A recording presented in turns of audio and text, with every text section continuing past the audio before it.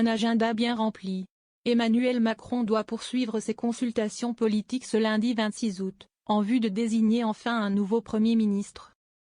Après s'être entretenu vendredi avec les responsables de la gauche, de la droite et de son propre camp, le président de la République rencontre ce lundi les chefs de file de l'extrême droite, ainsi que les présidents de l'Assemblée et du Sénat.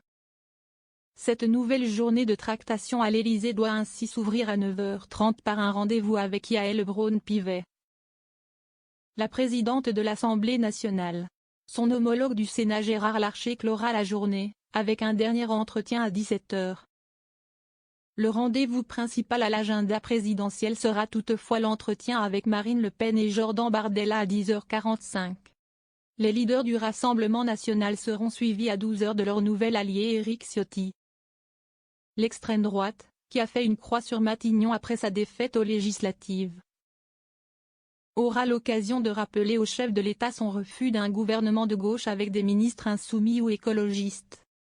Menace de censure qui s'ajoute à celle venue de droite et du centre, que Jean-Luc Mélenchon a espéré désamorcer pendant le week-end en ouvrant la porte à une non-participation de LFI. Un gage de bonne volonté pour permettre la nomination à Matignon de Lucie Castet, candidate désignée par le nouveau Front populaire. Le programme du NFP au cœur des discussions. Ce coup politique a été unanimement salué à gauche, car il a poussé ses opposants à se dévoiler et à admettre, comme François Bayrou au dimanche sur LCI, que l'opposition à la formation d'un gouvernement autour de LFI se justifie. Principalement en raison du programme du NFP, qui est selon lui dangereux pour le pays.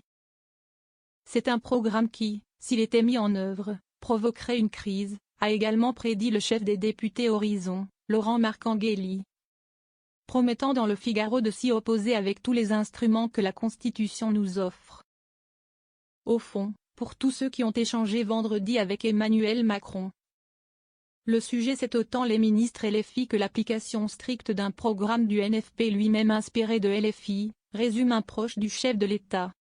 Ligne rouge qui vire à l'écarlate pour Laurent Wauquiez, le patron des députés droite républicaine a réaffirmé dimanche sa volonté de faire barrage à LFI. De son point de vue sans doute le plus grand danger politique pour notre pays. Plus que le RN donc, dont l'abstention demeure indispensable afin d'installer un gouvernement de centre droit et de faire passer un budget avant la fin de l'année. Emmanuel Macron pourrait encore retarder sa décision. Le budget de l'État en 2025 devra quoi qu'il arrive être présenté avant le 1er octobre. Ce qui oblige Emmanuel Macron à nommer rapidement un successeur à Gabriel Attal, qui gère les affaires courantes à Matignon depuis déjà 41 jours, du jamais vu depuis l'après-guerre. Le président, qui célébrait justement dimanche les 80 ans de la libération de Paris, semble pourtant tenter de jouer les prolongations.